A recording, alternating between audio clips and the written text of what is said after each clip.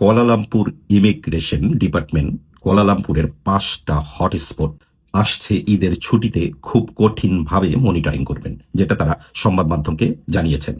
তার মধ্যে একটা জায়গা হচ্ছে মসজিদ ইন্ডিয়া, দ্বিতীয়টা হচ্ছে জালান সিলাং, তৃতীয়টা হচ্ছে কোতারায়া, চতুর্থটা হচ্ছে বুকিট বিন্তাং এবং পঞ্চমটা হচ্ছে কেএলসিসি। আমি এখানে ছোট্ট করে যারা মালয়েশিয়ান প্রবাসী আছেন, যাদের এক জায়গায় ভিসা অন্য জায়গায় থাকেন, তাদের উদ্দেশ্যে বলতে চাই, কুয়ালালামপুরে এই 5টা হটস্পটে যাতায়াত থেকে বিরত থাকেন যদি আপনার পাসপোর্ট জোহর বা পেনাং অন্য জায়গার হয়। কারো কারো ভিসা কুয়ালালামপুরের কিন্তু পাসপোর্ট সাথে নাই, তাদেরকেও আমি বলবো যাতায়াত থেকে বিরত থাকেন।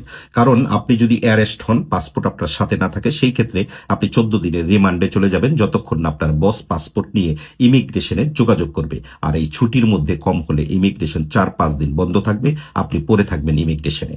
যাদের ভিসা নাই তারা তো কোনো প্রকারেই আসবেন না। যাদের ভিসা এখনো জমা দিচ্ছেন, হাতে ভিসা পান নাই, তাদের কথাও আমি বলবো যে কোনো প্রকারেই এই 5 হটস্পটে যাবেন না। সাথে আরেকটা কথা আমি বলতে চাই, এই ছুটিতে মালয়েশিয়াতে অনেক বাংলাদেশি দোকানপাটে ভিড় জমবে।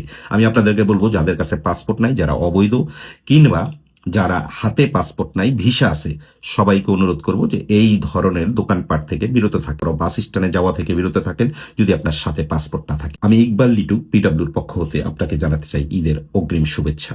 ভালো থাকবেন, ঈদ মোবারক।